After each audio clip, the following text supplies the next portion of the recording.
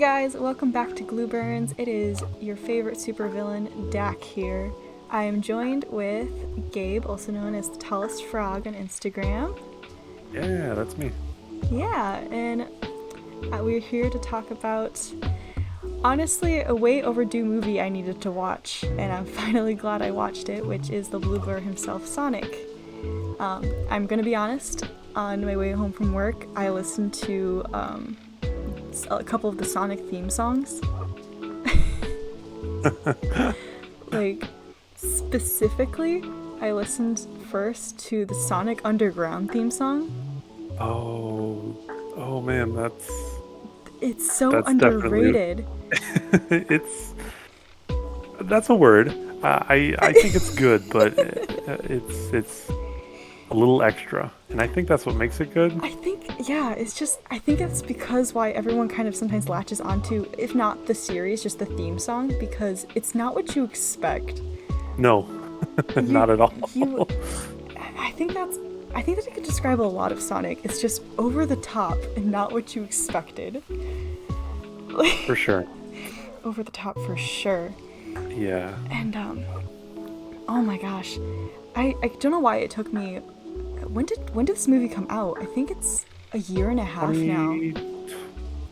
2020. It came out 2020 in February, because I remember it was the last movie I saw in theaters before. Oh yeah, that's right. All the pandemic stuff hit. That was the last An America panel. Shout out to you guys on YouTube, An America. Love your bad fanfiction panels. But they had a bad fanfiction panel, and they ended up doing their first Sonic fanfiction at that panel because of the movie.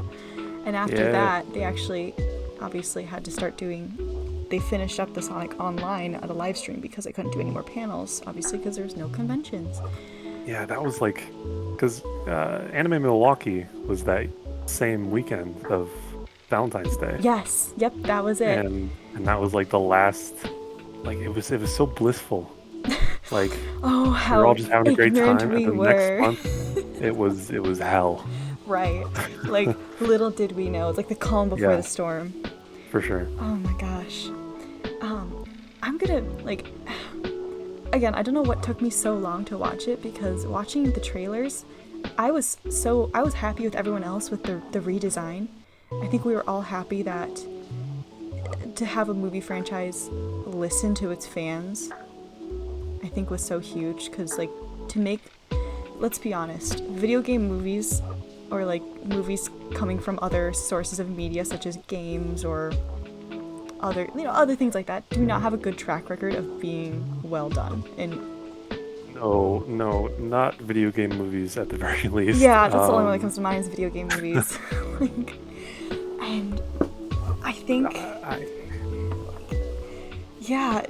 to actually have, I think listening to the fans is so important. And some people said it was just maybe done for a publicity stunt, but I was watching a couple interviews, and if they're trying to play this off as that was an actual big redesign they did because of the fans, then I mean, good on them. That's how it comes off in the interviews. But if assuming it was, that is such a huge step. I was under the impression that it was for a while too. I'm like, there's no way it can be this bad, right? Right. Like, come on, he's got weird human teeth. Right. He's got normal eyes. This is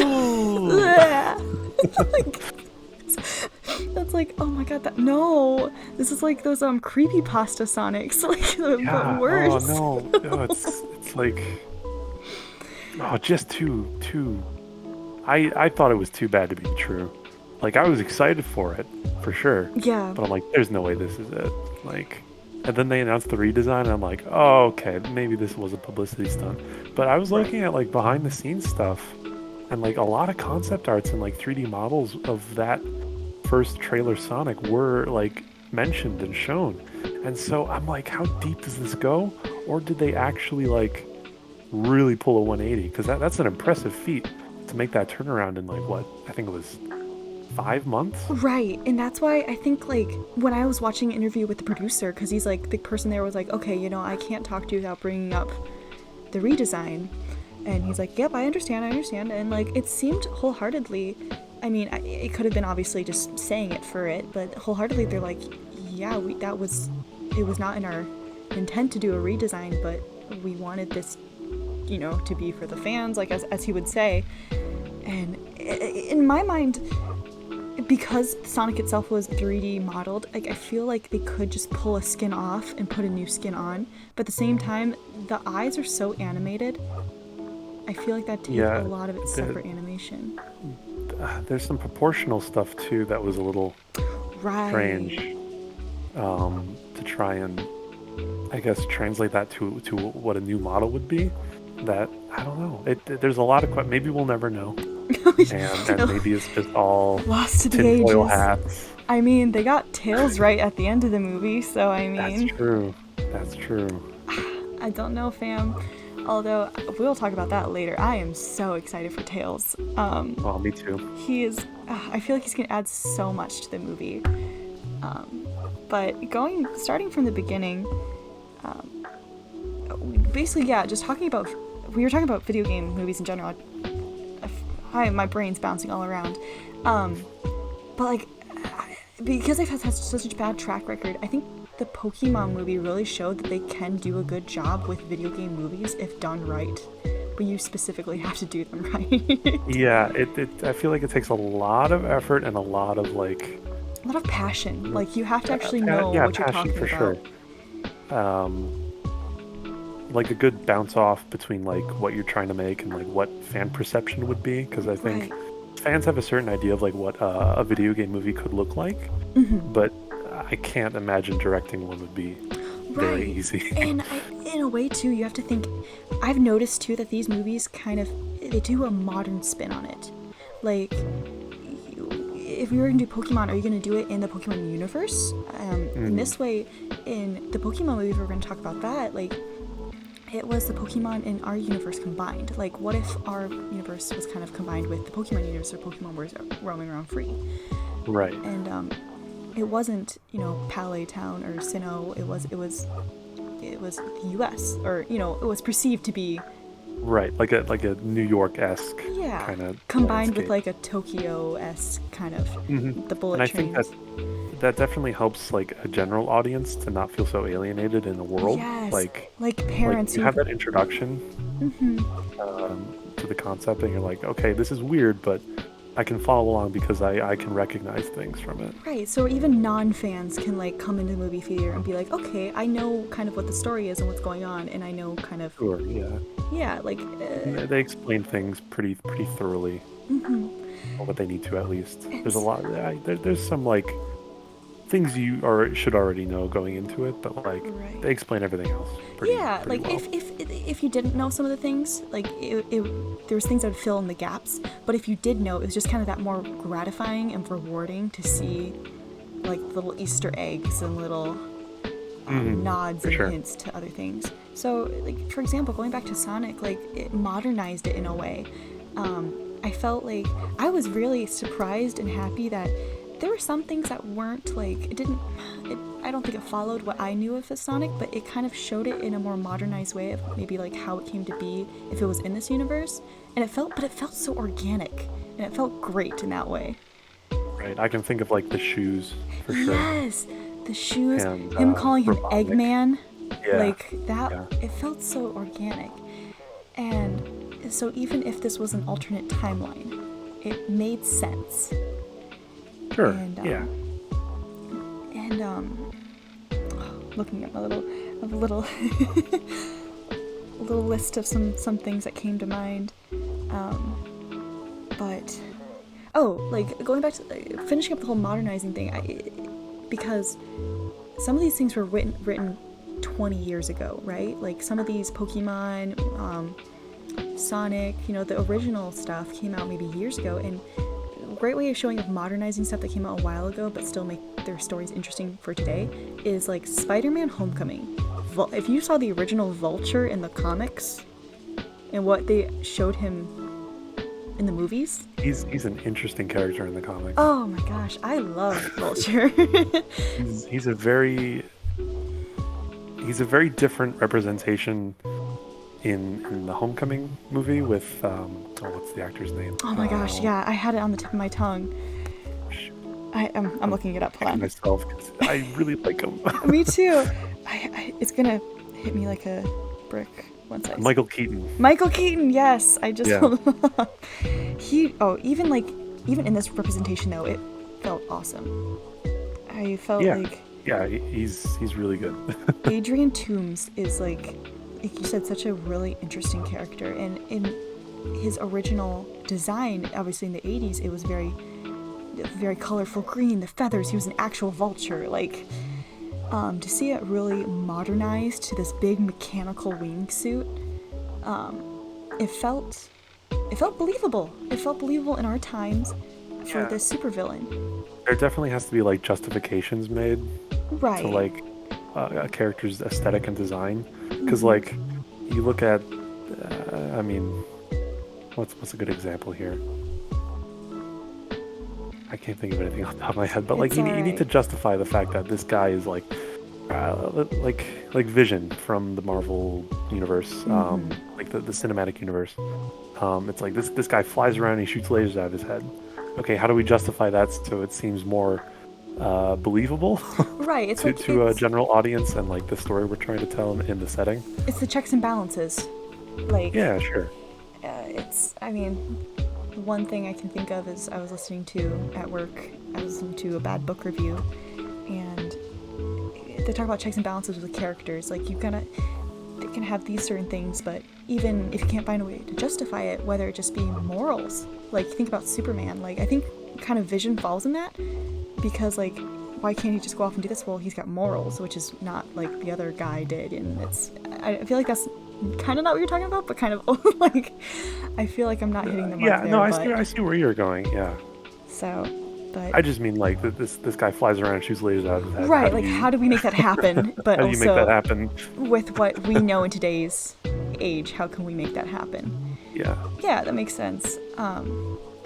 So what's cool though, so the Sonic movie, what's cool though is like he did come from another planet, and that was the justification. Yeah. I'm gonna be completely honest, I have never read the comics. I know some people who did. I know there's actually some really great backstory in the comics and some good stories. I don't know if in the movie what we were shown as Sonic's backstory was canon or not. I don't think so. Then again, I know there's plenty of spin-offs too, because I mean, I was just talking about Sonic Underground. There's a lot of there's a lot of like universes of Sonic that exist. So this could be the movie universe is definitely its own thing. It could technically be its own canon, like because it could be in a separate universe. Yeah, I don't know how well it connects to like the origin story of Sonic. Right. That's not something I'm really familiar with, and I don't think it was the same as in the movie. It felt like, as someone who, shout out to my little sister Brooke, who she watched a ton of Sonic Underground growing up. I was always in the room. She was watching that. She was more into that than I was, but her and I both watched Sonic X. And I just, like I was telling you before this podcast, I started rewatching Sonic X. And I'm now on episode, oh goodness, like I was only planning on watching the first 10. I'm now on episode 20 something. I think I might actually try and finish it, because it's just has so much nostalgia for me. Do it, because the third season actually is really good. I kind of looked on Hulu and went to the third season, what am I in for? And I'm like, oh Jesus Christ, yeah, there's some interesting stuff, because the first two seasons build up for the third season. Yeah, and they follow the story of Sonic Adventure a little bit, and I think the Game Boy game, they kind of tie in somehow. It pulls a lot from the video games to make its own story. But the third season, I think, is kind of just its own thing. And I think that's what makes it so rewarding too, though. With even with the first two seasons, if you're a Sonic fan, even let's talk about Sonic X a bit. Let's do that. We're on this train. Before we dive deep and just to the movie, so we can start comparing stuff to Sonic X. But if I didn't have this nostalgia attached, I don't know if I'd be watching Sonic X. I'm gonna be perfectly honest. Yeah, it's when you mentioned we were gonna do this podcast episode, and you're like, be sure to check out some of the Sonic X episodes. I'm like, yeah, sure, I'll do that. And so I jumped around and stuff like that. I watched the first episode, and the second, and I think I jumped to some middle, season 2 episodes.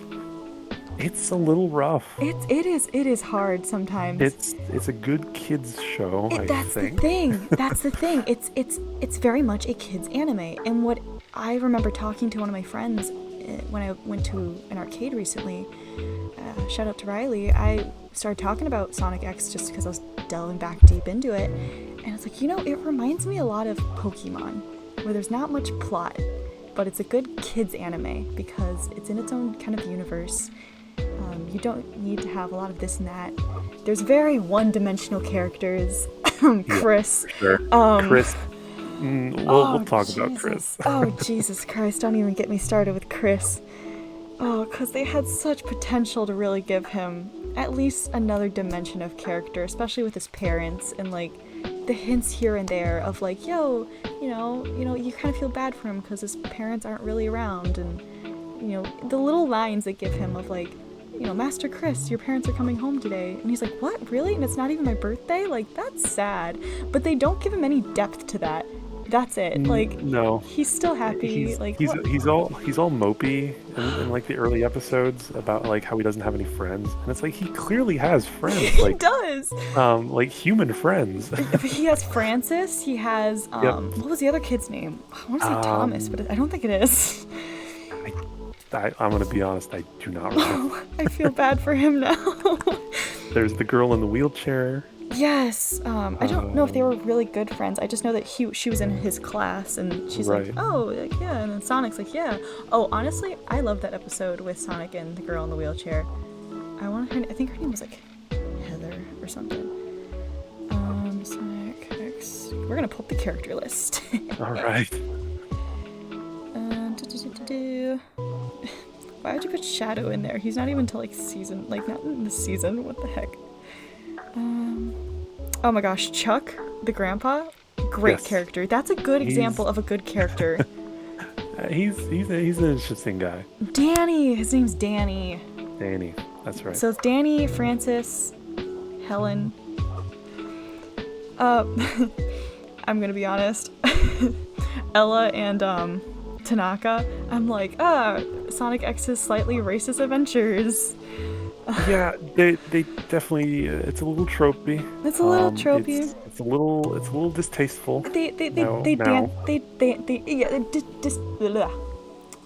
Words. They dance on the line of distasteful. Like, they dance on the line of slightly racist, but it's more, you have the right word, distasteful. I think is great. Although they still make their characters fun. I think it was like. Oh yeah, I don't think anybody's brought down by their unfortunate stereotypes. I love Ella. Are you kidding me? She's great. She's great. Oh my gosh, I like. And then Tanaka by himself is okay, but him with Ella is like a great pair. Power couple. Oh my gosh, not even power couple. Just the way he's like, I shall take him down with my karate, and she's like, are you kidding me? You can't even take down a fence. Like, and he's like, oh, like, it's so funny. Bokun is a quirky little character, and he's so charming. The little like messenger boy for Eggman. Yeah, he's a strange little guy. I don't know why I've attached myself to him so much. Like, I don't know. He's very cute. He's just there, man. He's just there to have a good time. And then I was very impressed watching this again because I did remember this character, but Topaz and Rouge, they're kind of that's the real power couple. That is the real power couple, I swear. They are in, I don't know if love is the right word, but they are definitely a thing. They are girls. There are some badass girls. I love that. Yeah. Like, I didn't realize that. Again, looking back, especially thinking back when I watched it as a kid, and now I'm like, wow, they actually had like a really good representation of just like strong female characters, like in this. Yeah, I think so. I mean, for as strong as they can be in a show about a very fast hedgehog. You make a good point. And Amy's kind of thrown under the bus too. She's just like, my character is girl. I have had gripes with Amy as a kid, and I have gripes with Amy now. So, like, honestly though, as an adult, I see a little more. I see some stuff in her character that I can actually find redeeming. But as a kid, I did not like her, and now I kind of still find her annoying. I'm sorry for all the Amy stans out there. She's not for me. I'm sorry. Like, Knuckles will always forever in my heart be a favorite. Yeah, Knuckles is pretty good in this show. He's What's the D&D alignment chart where he's like chaotic good, like, or no, he's like lawful neutral, like something like that. He's doing the right thing, but he's also, I won't help you with any of your good deeds. I just want to do my own good deeds. I would say lawful neutral. Lawful neutral. He is the epitome of that, in my opinion. He's like, I've got my own agenda, and I'm gonna keep the peace, but I just want to go and protect my emerald and do nothing else. Protect my emeralds. I don't care if you're trying to save the world. I just want to go protect my emerald. Please, just let me go. Like it's kind of how it is. Oh yeah, but if we're gonna. Oh, and I almost forgot about Sam, the Uncle Sam. He like I feel like there could be more tension between him and Sonic.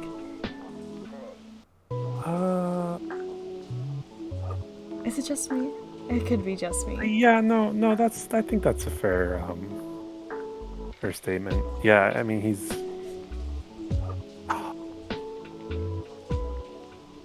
I remember the character, but I don't think I watched. He's the speedster.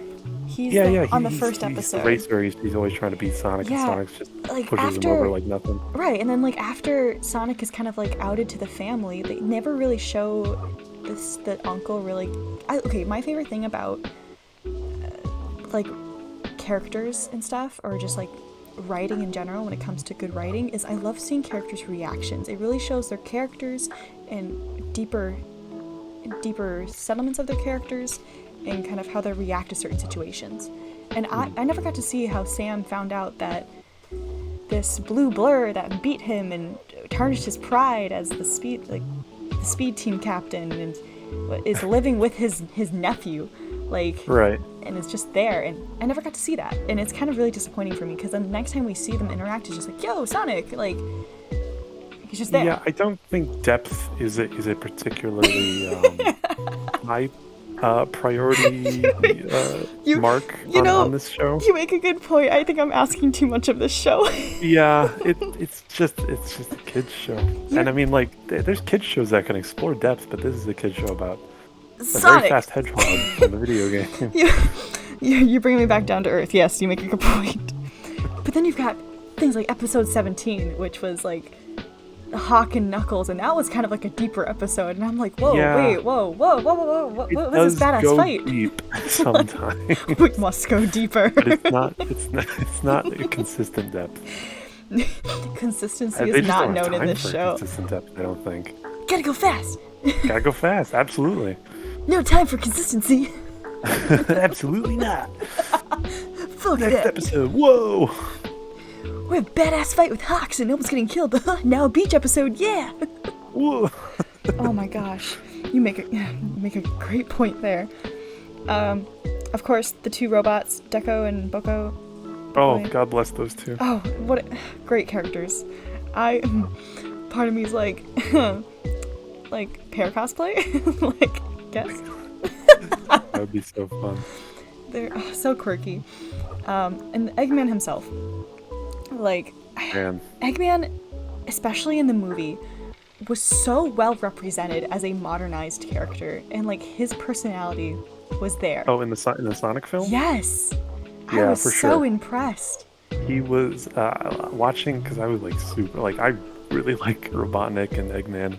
Like, Right. I think that's like my favorite character from the whole Sonic universe. Oh, yeah, even watching Sonic X, I'm like, I relate to Eggman the most. Like, Yeah, he's just kind of a disgruntled, like, mad scientist. And he's all about the extra and the flair. He's just kind of Oh, like, yeah. he's there to, like, kind of, if you see, like, his actual evil deeds, he just wants to be loved by people, and, like, it goes about the wrong way, but he's like, yeah, let's just have a good time, and yeah, love me, hell yeah, like, Mm-hmm.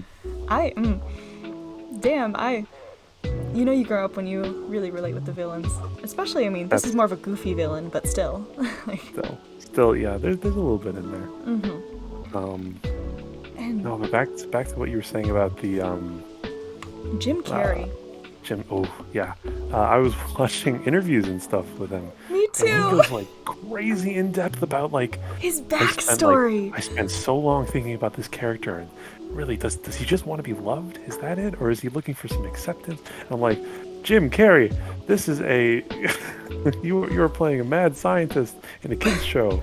But that's the thing. I watched the same interviews because I was so interested in what Jim Carrey thought of like this video game character, and how he's able to portray it. Cause like, hey, people made fun when they said Jim Carrey was playing Eggman, but goddamn did he deliver. I was pumped. Oh, From the very first announcement, I'm like, oh, this is gonna be great. Yes.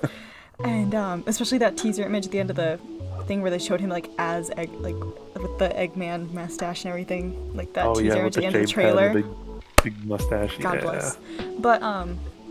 But when he really talked about like the backstory and what he wanted to talk about, and he's like, Eggman's just someone who's been betrayed by people, and he really finds solace in robots because they really can't betray him, or they always this and that, and he talks about how that's pretty much exactly what he said. Yeah, I'm remembering that now. And he wishes himself he could almost be a robot because they're so perfect to him that they can just there's no flaws. They can always do commands and calculations. He almost wishes himself he could become one.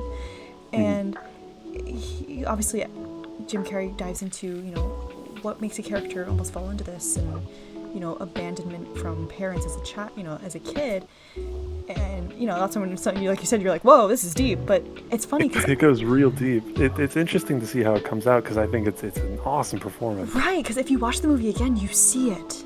You do. And that's what makes him such an amazing actor. But also, I dove into the comments afterwards. Like, what other people think about this? And some people, that's why I said I've never read the comics, because some people in the comments said that in the comics, Jim Carrey is pretty dead on. Like, he grasped that all from... with the Robotnik origin story, yeah. Right, yeah. And so, obviously I don't think Jim Carrey dove into the comics or anything, but I know he talked about playing the games with his grandson and stuff, and this and that. And to have people who've read the comics and stuff really go into the comments and go, yo, he's pretty spot on. Like, yeah, he got it in one, really. Yeah, I think that's what makes it such a satisfying performance to the fans, and so well interpreted. He's so eccentric, and Jim Carrey is. Oh yes. I don't think he's had like one of those crazy roles in a long time. Oh my gosh. Like his roles in like Ace Ventura. And, Dumb and Dumber and things like that. I don't remember who said it, but someone said like this was the most Jim Carrey role for Jim Carrey to have. Yeah, for sure. I find it hard to imagine anybody else doing that. Partially because he's the one who was chosen. Right. I can't imagine anyone else. Like no one else fits the bill perfectly, like the typecasting. Right. And but yeah, like I was like you said it best, like eccentric. When I think of Eggman, eccentric, over the top, dramatic. Yes. He's a drama queen. Yes. I think that's why he's so lovable too, to like even us as adults. Like he's lovable. He's a drama queen. He's just out here, and him and Sonic shuffling up the robots. Like, put it into my machine. I can't decide. And it's a slot machine. Of course he's the over the top. Of course he made his little picker machine a slot machine. He's so like it's such Jim Carrey. Like it's good. Yeah. So like. I think, what was your favorite scene in the movie? That's a good question.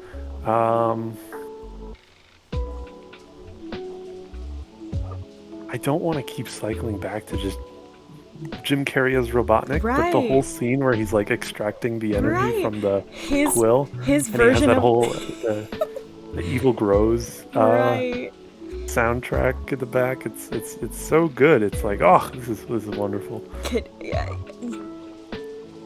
Can you not see that as his version of Tony Stark's like montage of building? That was montage of building the Iron Man that suit. was his Tony Stark moment.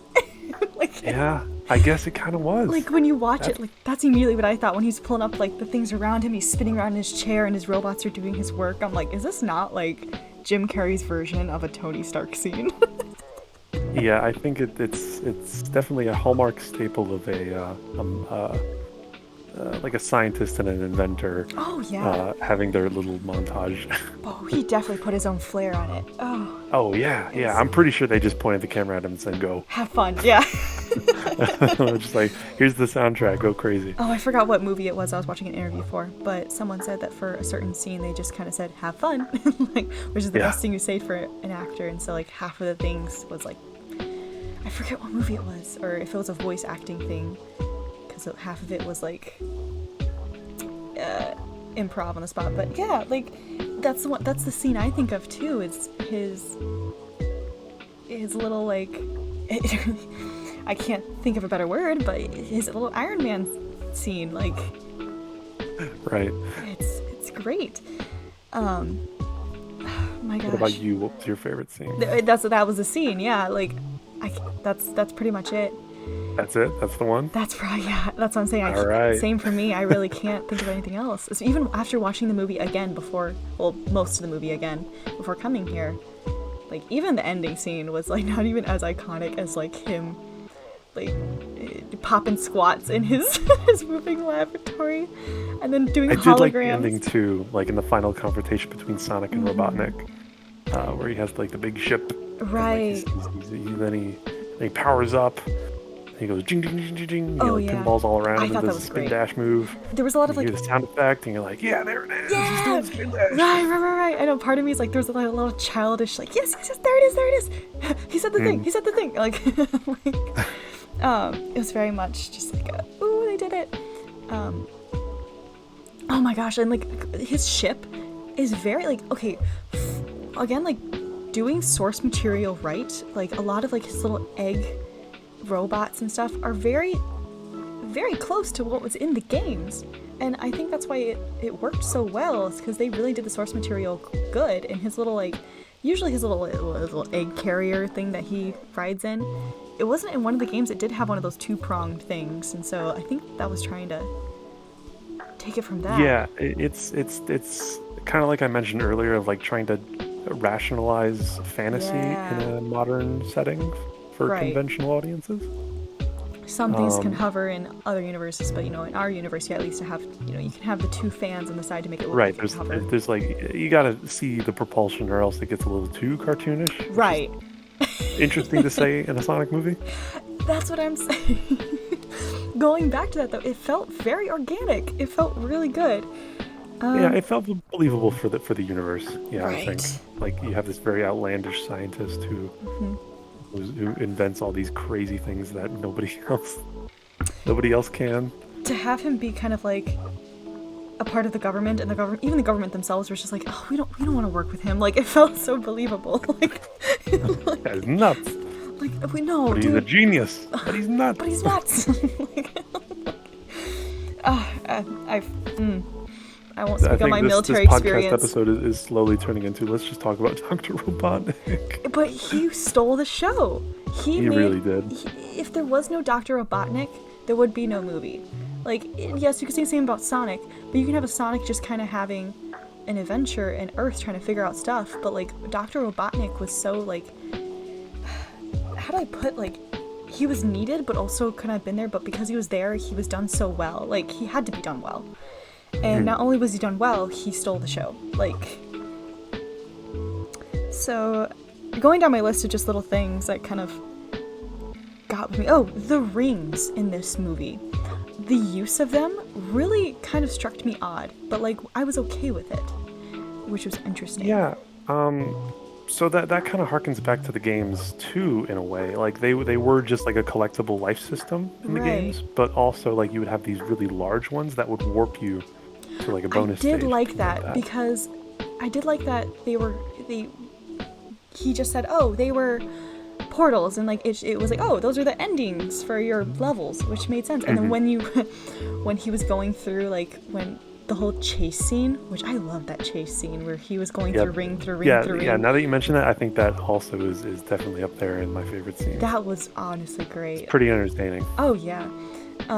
That was like, oh, that's honestly poking fun at like the different levels and you finishing level going into the next one and just kind of continuing the fastness. And Yeah, I suppose that's right. I didn't think of that until you mentioned it, but Yeah, that totally makes sense. He throws one to end that level. He's run on the Great Wall, and he throws one. And throws it, ends up into the desert. And like, I don't think there's any desert levels, but it really was reminiscent of, like, I mean, and at least the game I'm thinking of.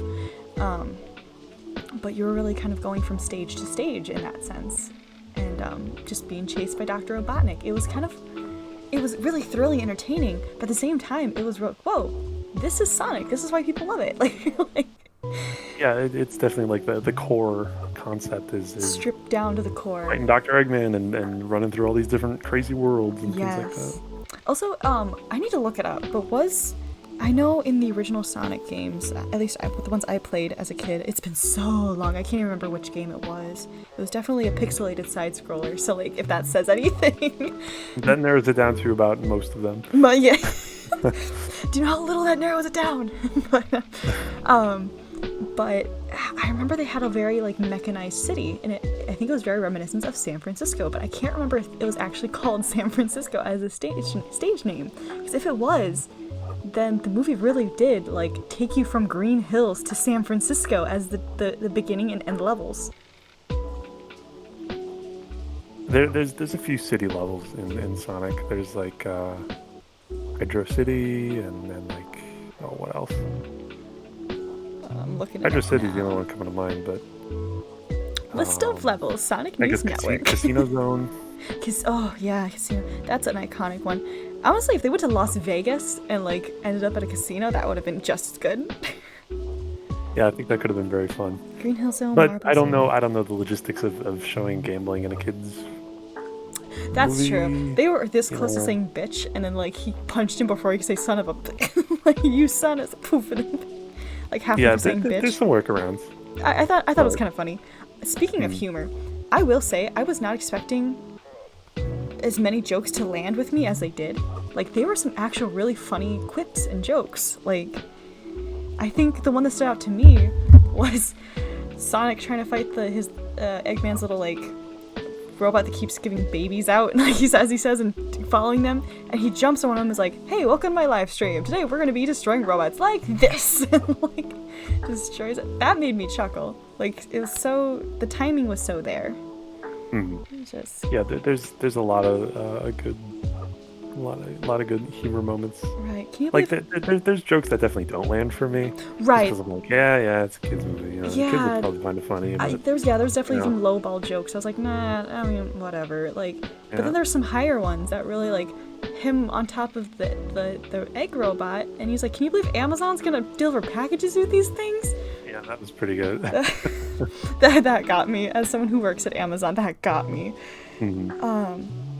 Speaking of that, I have a note here that obvious sponsors actually made it funnier. Like, I think they knew exactly what they were doing, and they knew it was ridiculous, so they just embraced it. I think that's Like, true. you can't. I mean, they could have like subtly had those like There were some subtle product ones. placement sponsors, but I think they were just like, people are gonna find it out anyway. Let's just make it amusing, Right. like very eye rolling. Like, all right. Even then, like, the Olive Garden one was kind of eye rolling at first, but then at the end when they gave him the Olive Garden gift card, that kind of made me chuckle. Yeah, or like, I found an apartment on Zillow.com. Things like that. That one, and then Like, come the on. one that actually did make me chuckle too was the optical illusions one, where he takes out his glasses after being, what was it, punched or something, and they're all mangled, and he's like, called optical illusions. Like, he's like, give me new frames. They know the ones I like. Like, it just seems so in Is that an character actual for him. brand? Yeah, optical illusions. I had no idea. Believe- That so- makes it even funnier to me. Exactly. Like, that was really funny to me. Like, I was an obvious sponsor, but because of that, it was actually funnier to me. Because, like, Right. of course, especially Eggman would seem like the one in our world that have to visit them so often that they know the Right. frames I like. Like, that got me. And so, also, I'm looking at the list of levels names for different Sonic games. You know, Desert Dodge, like, there's some desert ones too. I think there's one that was kind of based on the Great Wall of China, so like seeing that whole chase scene at the end too, like, they were actual levels in my mind. Like, it's the only way I can think about it. Well, we'll have to see how far they take that planet hopping subject in the next movie. Oh my which gosh. we haven't even Yes. talked about the fact that we're getting a next movie. Oh, yes. I am. We're only 40 minutes in. Don't worry. I will talk as long as I want on this movie because I was pleasantly surprised and I'm so upset I did not watch this sooner. Oh, speaking of the rings, though, I did have a note here. It said, did Sonic have a limit on his rings? Because he just kind of has this pouch of rings, but he kept dropping them or just using them sparingly. And I was like, could he run out? If they're going to use them as the way they are? I imagine he could run out for sure. And, because he was just kind of throwing them, just kind of looking through, like, maybe. And I was like, dude, you only have a small pouch of those. If those are your, like, escape from, like, danger, I would not. Yet the pouch itself said, dude, only use in I think emergency. like when he uses one and goes. Yeah, I think like when he, I guess, it's kind of assuming a lot, but like when he throws it, and like he has that scene where he looks at the mushrooms. Yeah. I assume that ring goes back to a ring if he doesn't go through it. Maybe. But I just know a lot of other ones where he just throws and goes through, especially during the chase scene. It's like those are never going back. Like, oh, here's a question: if he throws one, and if it does go back to a ring, what side of the portal does it land on?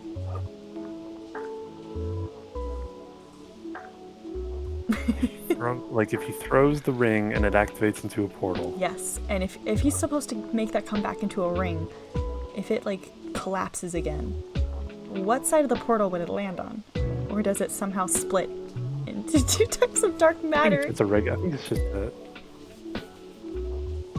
Oh no. Do you see where it, like, I don't want to think about this. me as a somewhat, I like to think scientifical like, brain is like, they can't just wormhole. right. That's some wormhole, like, you can't split into dark matter kind of thing. Because like if you're gonna split it into two separate entities, it now is constructing with the timeline shit. Like all right, continuing on. Like, It's magic. It's a kid's show. Don't worry about it. Right. It's Sonic the Hedgehog. He's a very fast hedgehog who Yeah. can talk. I need to have like one of those Staples buttons that says like that was easy and just like that was fast, like, or like this is Sonic, to remind me that this is just a fucking kid's show. But then again, Yeah, it's just it's a kid's video game. I mean, we've got stuff like the Pokemon movie really brought in some complex stuff. But anyways, so yeah, the rings in this movie were used as portals and like kind of had a like jab at his life source when he fell from the building and they exploded everywhere and the ding ding ding ding ding ding. That really gave me a chuckle. Good. He collects them all really quick. Right. Yeah, I liked that. But going back to Sonic X, rings were used as his kind of like boosted power source, where he couldn't really defeat the robots until he kind of grabbed the ring and like, okay, cool, he's got the surge, he can actually transform into his ball. Like, again, it's just probably split timelines, but it's just kind of interesting how they went two separate ways of like, oh, that's not what I expected. So yeah, I don't know how the consistency of like the other universes of Sonic, like in the comics and things like that, of the interaction with rings. Mm-hmm. I don't really recall them being that big of a deal. From the very brief knowledge I have on the like other forms of media. I'm sorry, can you repeat that again? I was looking at my list. Oh, that's okay. No, I don't think there's much in the way of consistency, or even if the rings are that important in the other extended medias. Gotcha. Of like the comic books and things like that. Yeah, because there could even be some more of like some other games in the timeline that use rings differently than just life sources, probably. Probably. Yeah. I mean, for God's sake, Sonic Shuffle used it as currency. Then again, it was Sonic Shuffle, but still, like, it's another stream in the timeline. So, I have I have one thing on my list here. It's like I felt like, because watching Sonic X, Sonic is very much a defined, like, even in that show, even as a kid's show, like, he felt like he had a defined character. Very much a kind of leave me alone. I'm just kind of here. It's kind of asshole-ish, but like in a nice way. Like, I don't know how to describe that. No, I think you nailed it on the head there. All right, cool. Yeah. He's definitely like, he's kind of a dick at times, because he's just kind of there for his own personal gain sometimes. Or he's only there if he wants to be. And like, I definitely felt this movie gave him a softer side. Like, obviously it had to really give him, like, in this timeline he was very lonely, this and that, and I definitely at points it kind of still showed his like brashness and self-servingness when he just kind of goes off. I was like, all right, that's the Sonic I know, where he's like, stay here, do this, and he's like, nah, like, I do what I want. And I'm gonna do what I want. I'm cool and edgy. right, because like Sonic X is Sonic is just like he's the very no, I do what I want to. He's like, there's literally a fucking episode when the president needs you there, and he's like, I don't feel like going. And he's like, what? And he's like, I'm not gonna go. I don't feel like going. And he's like dude, like the president of the United States like needs you, and he's like, okay, but I don't want to go. Like, or I mean, Knuckles gives him shit all the time because he only finds the fun in these battles when you know people are in danger, and he finds it fun, you know, like I don't know. Yeah, I think his character definitely harkens back to the whole reason why he was created was to be an antithesis to like Super Mario, you know, like, so Mario goes and he saves the princess and he does all the heroic things, and Sonic's like, no, I'm cool, I'm gonna like go really fast, and if you don't touch the controller for a while, I'm just gonna sleep. I'm just gonna tap my toe and be sassy to you. Like, That's so true. That's so true. I forget that he was kind of creative for that. And not to steal a joke from Game Grumps, but it's just like that. Hey, remember me? I don't play with your daddy's rules, and then he leaves. So. Yeah, I just like, this movie obviously had to, but I feel like there was more of a softer side, but I'm glad they still kind of put in some things that made Sonic Sonic. With Tails coming into the next movie, I cannot wait to see more of like their relationship, because their backstory is wonderful. I love their backstory. Alright, I'm gonna dive into some of the references that I loved. Not all of them. Go for it. But first and foremost, one of my favorite references, the Sonic drawing. Yeah, that was so good. I loved the fact. It's definitely like Sega Paramount being like, all right, we know. We get it. Sonic has had some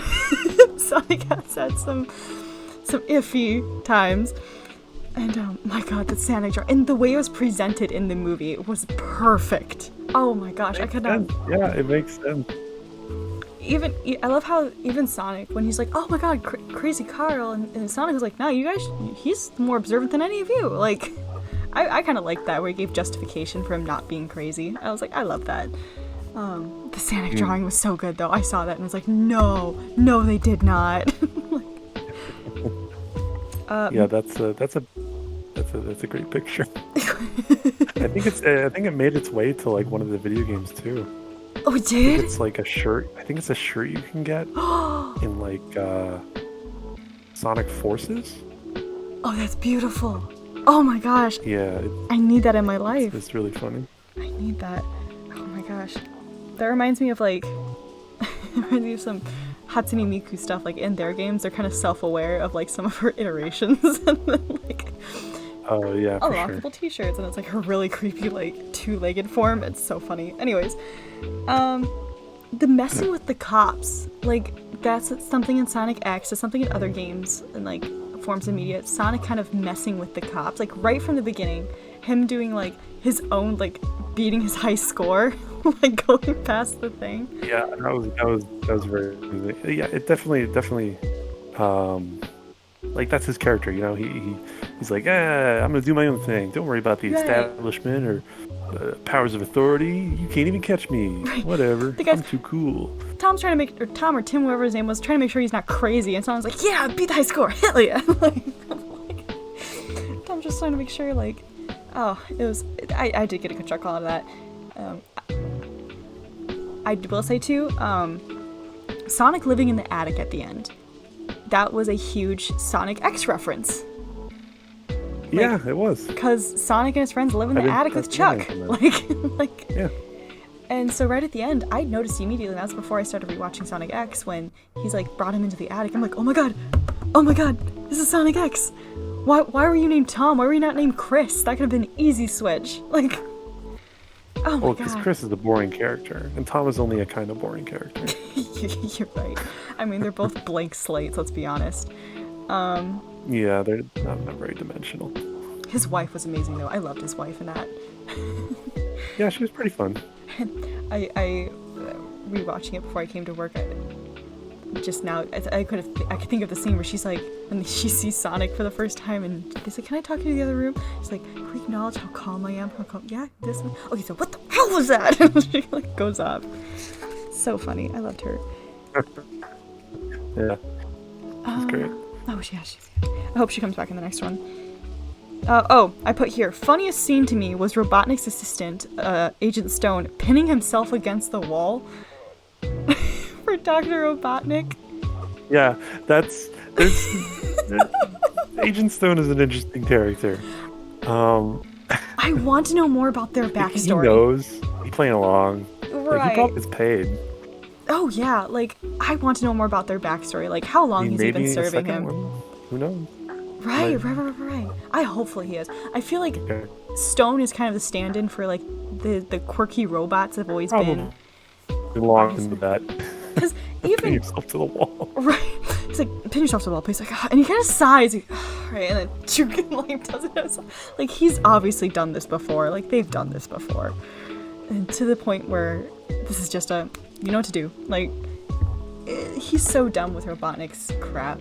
And even it reminds me again of the robots, where they're self-aware robots. They're so sick of Eggman's crap. Alright, this shit again. Oh my gosh! Like even Sonic, is like the robots are making fun of Eggman like all the time. like he's so incompetent and this and that. Yeah, they've been promotion. Oh, did I lose you? Alright, cool. We'll just cut that out. You were cutting out before, but I'm glad to have you back. We had some technical difficulties. That was on my end, I will say. My internet sometimes will just cut out for no reason, because I live in the country. Yeah. But I don't know what the last thing you heard was.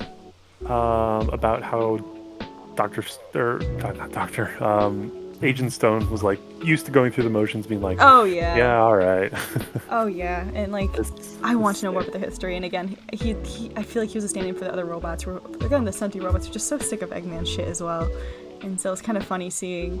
Yeah, they just play along because they probably get paid. Even in the monotone voice-acted voice, is like, oh, there he goes again. Oh, when will he ever learn? Like, it's so funny. Like, even for a kid's show, I love that. But, last thing I had on my list before you cut out was, Chaos Emeralds. How are they going to integrate Chaos Emeralds? And I bet you $20 they're going to be in the next movie. I think, yeah. You I don't know how... have Sonic without Chaos Emeralds. That's true.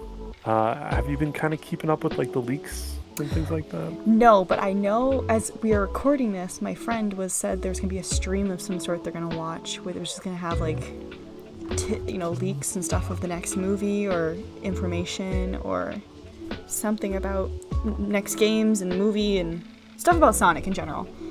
By the people. Yeah, that's right. They are having a live stream pretty soon. I think that's, like, this week. Okay, yeah, let me go to my friend's profile real quick. But here it is. Oh, Sonic Central. May 27th. What is today? Yeah, so in a couple days. Yes, this new Sonic game, question mark. 2 days away. Yeah, as we're recording it. Maybe I'll post this on that day. That'd be kind of cool. Yeah, 9 a.m. Pacific time. Oh, it's at noon my time? Eastern time? Nice. So tune in for our first look at some of our upcoming projects, partnerships, and events to celebrate Sonic's 30th anniversary. And the person that I follow who posted this said, new Sonic game, question mark, more Sonic Movie 2 news, question mark, I'm gonna yell. So, what are some leaks that you know of?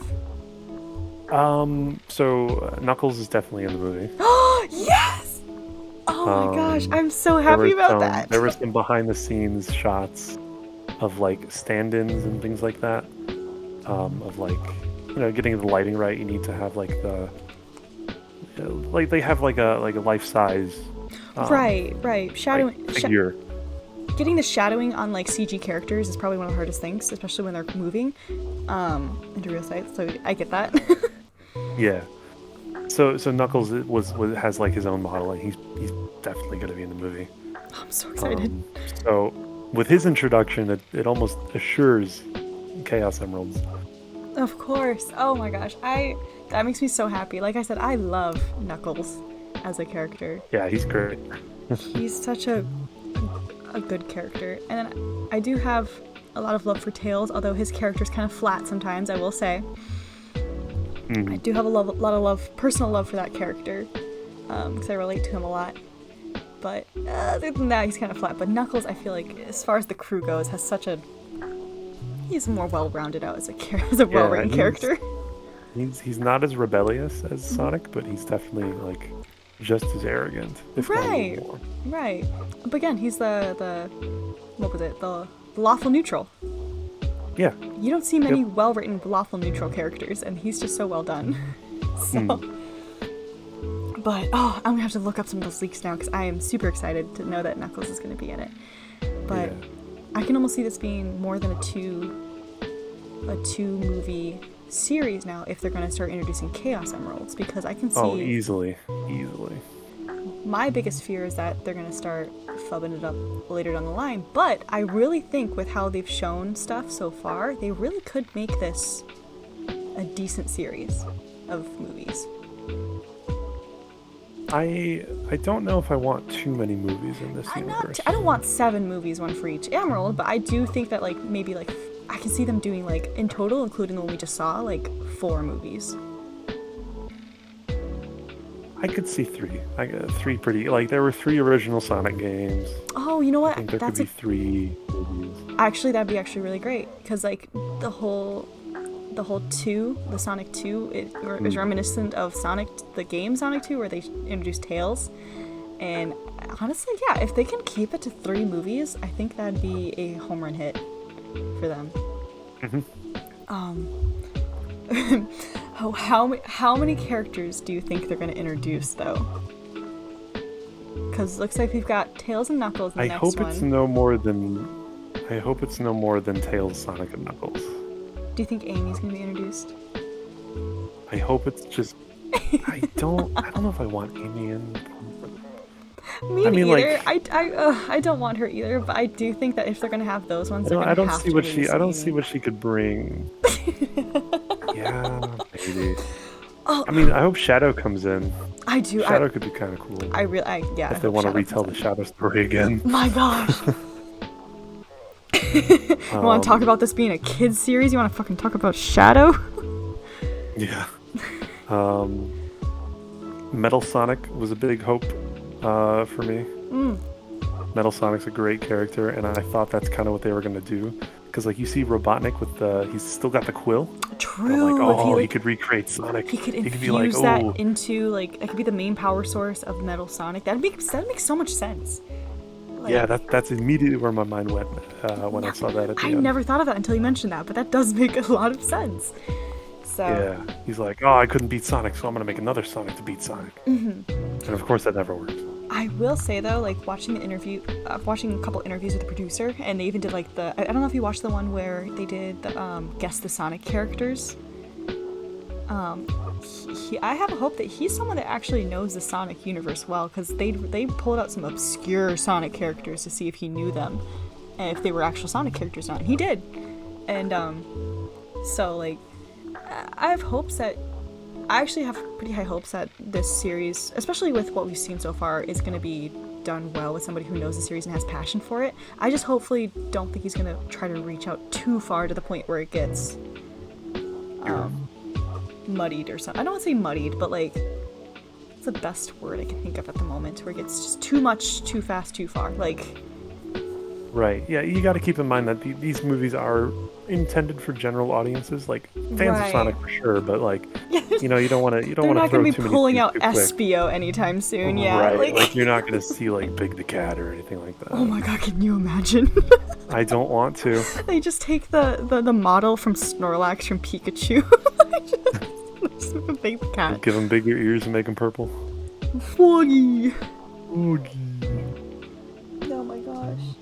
Wait, okay, I'm looking at... Oh, this is just fan art. I was gonna say, is this actual model for the Knuckles for the new movie? But no, it was fan art in the style of the Sonic movie. So I was trying to see, was... Oh no, played by Dan Green. I was gonna say, I could have sworn Matt Mercer played Knuckles at some point. I don't think Travis Willingham has. He has in He Sonic plays Boom. him in Sonic Boom. But Dan Green was in Sonic X, and obviously that's the one that's kind of Yes. closer to my heart. Yes. And I kind of wondered who'd play him, because for the Tails voice actor, when they had the preview, it sounded really dead on. Like, was that the same voice actor? It's the same actor. Yeah. Yes! But I think Bill Schwartz, is that his name? Was, Eggman? Sonic? Oh, Sonic? Was it Ben Schwartz? Ben Schwartz? Yes. Yeah, Ben Schwartz. Yeah. Who isn't that's not Sonic's primary voice actor. No, not at all. But he did such But a I good think job. he did really good. Yeah. I think he really He did definitely good. captured the essence. Like, his natural voice kind of has like the pitches that kind of is Sonic's voice. Yeah.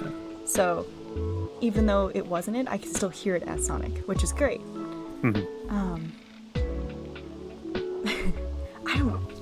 I was going somewhere and I totally lost my train of thought. But yeah, like, I'm excited for the next movie then, to know that, especially I'm just kind of was blindsided that I know that Knuckles is going to be in it. I'm really excited about that. Yeah. The leaks were pretty big when they first came out. Yeah, they're already well, it makes sense, they're already in production. They pronounced they're going to Sonic 2. I don't know why I said that. But I think it's coming out next year. next year already? I think it's coming out next year. All right. I'd have to double check, but All right, looking up Sonic the movie 2.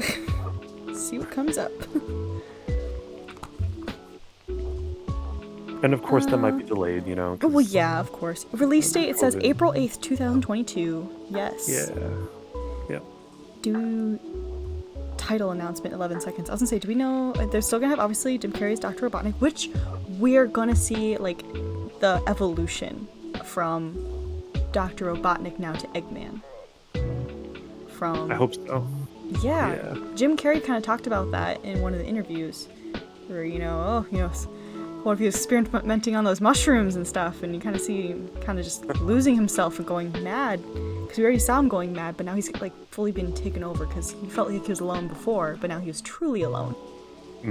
So kind of seeing that, I can definitely, looking back on how Jim Carrey described him, how he felt alone and abandoned, but he still had people like Agent Stone, and like he still had people around him, but like being thrown into a place where he's by himself, his own kind of running thoughts and madness kind of devolved to where now he truly is alone. He's truly going to throw himself into robots and robotics. Yeah, like robots are the only thing he's got. Right, because he's and his revenge for Sonic. Oh, of course.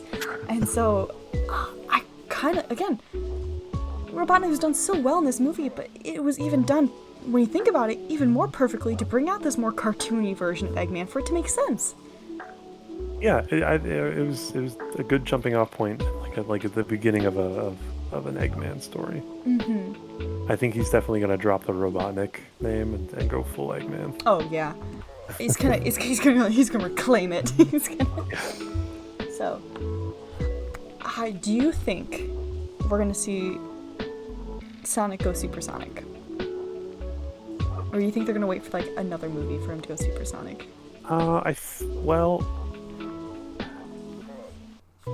In terms of power escalation, I think it makes sense for him to go supersonic next. But that requires all the Chaos Emeralds. Right. So I think if they are going to introduce the Chaos Emeralds, they're going to do it in the next movie, and I think that's probably when we'll get a supersonic.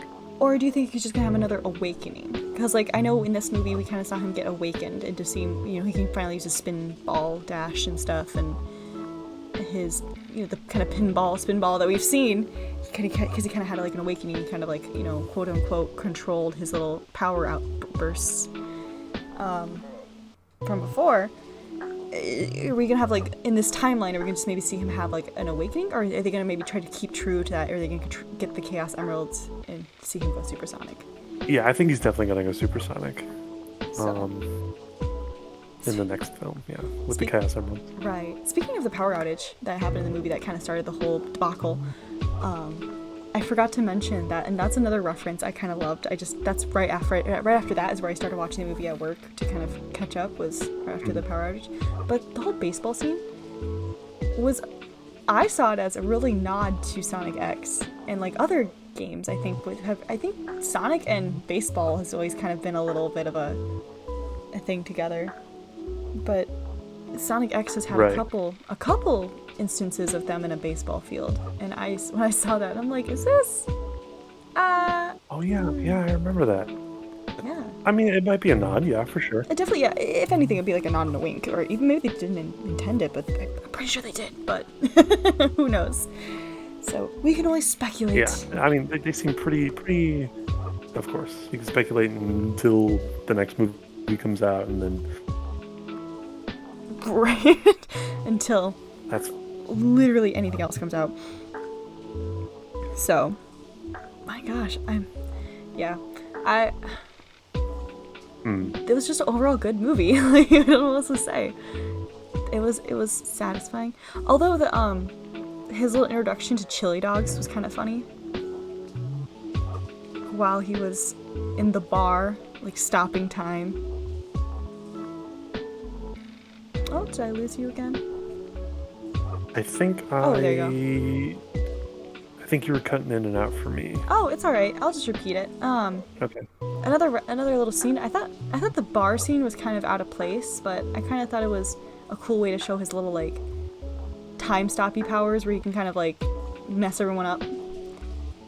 Especially, Yeah, that's interesting. Like he moves so fast that time almost stops. I feel Kinda like like Quicksilver from X-Men. yeah, I feel like it was a given for like a character that has super crazy fast powers. You have to show them in slow motion doing stuff. Sure. So also like the introduction to chili dogs was there, so I thought that was funny. Oh, that's right. Yeah. Mm-hmm. Yeah, that was pretty good. So of course I was like, yes, there we go. Uh, Is there anything else you can think of to really talk about did the series and the did movie? you- Oh, you catch the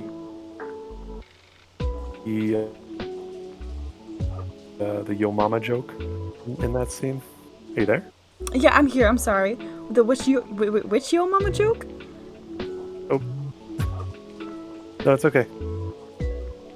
Did you catch the Yo Mama joke in that scene? I didn't. What? So you can see it for just a second, and they showed it off in the trailer as well. But like when they're playing darts, you can kind of see like a movie board behind them of like upcoming movies, and then one of them just says Yo Mama. Man, I would love to work on And I thought that was like very silly. I would love to work on like set production and just put in those small little things you see for like a second.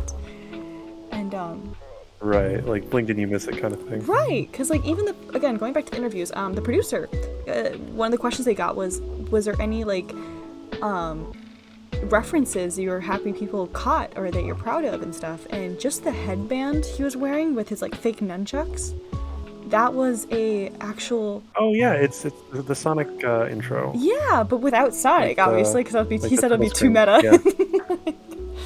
Yeah. But that stuff just makes it all much, again, it's more of like, for people who know it, it's more rewarding, and for people who don't know it, it's just a cool headband. Like, it's nice. So You don't lose anything not knowing what it's from. right. But if you do, there's a gain of being like, yeah, there it is. Of course, the place he was at was called Green Hills, so I was like, yes, of course. Yeah. So, but yeah, there's not much else I could think about from the actual Sonic movie. There probably is, but I'm probably just like forgetting about it, and I just didn't take as many notes in this movie as I would have to really kind of go down and hit every point. But I could talk about Sonic X for a long time. I do plan on finishing it. It's been more. It's definitely been my new show, just put it on the background while I sew, especially since I finished my embroidery project and I'm just now actually going back to sewing. It's definitely been the thing to put on the background because I can listen to it. I don't feel like I'm missing out on stuff on like the filler episodes. But then again, like Hawks and Knuckles, we got some badass fight scenes going on, or like them, the one episode when they're infiltrating Eggman's base, and I'm like, yo, whoa, hold on, I need to watch this. Yeah, it's an easy show to just have on in the background. Oh yeah, so it's again one of those where I would never started watching it though if I didn't have nostalgia attached to it. For sure. So it's not a momentous show, but it's fun. Right. Well, is there anything else you can think about we could talk about with these two things?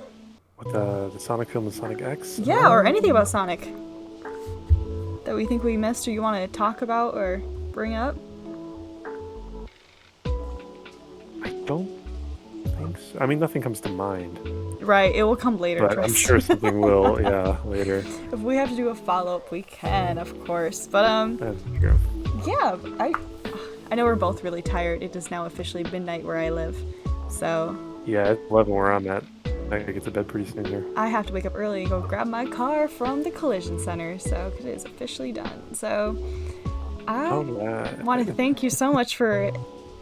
like spending your time with me tonight and talking about the Blue Blur himself, because it's been wonderful. So yeah, no, thank you for having me. This has been fun. Nice and chill. So yeah, which is the exact opposite of the person we were talking about, but you know, it works out. You know. Oh my gosh, but yeah, Gabe did an amazing Robotnik cosplay at February 2020 AMP. Oh yeah, I did. You like and the last Egg. big cosplay I did. Right. Oh my gosh. Please go check it out at the Oh yeah, Tallestfrog. Egg did that for me too. Right. Oh my gosh. Yeah, Egg and I. Oh, we got pictures. I forgot about that. I think I saved That was that so picture. I mean, with you too. I was like, this is perfect. And the fact that my Egg's name is Egg and they were cosplaying Eggman.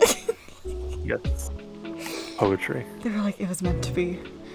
So, but yeah, go check it out. His Instagram is the Tallestfrog, right?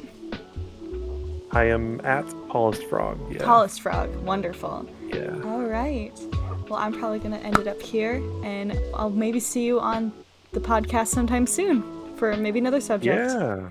Let me know when you want to talk about Sonic. I love Sonic. Not just Sonic. Bro, I feel like you and I could talk about JoJo for a good while.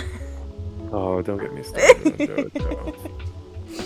You're gonna have to talk to me earlier so I have more time to talk about JoJo. Right, that's gonna be a long episode. That is a 7-part series, if you know what I'm talking about. If not more. So, because I've got a lot of other people in my life who, just like us, could talk about it forever.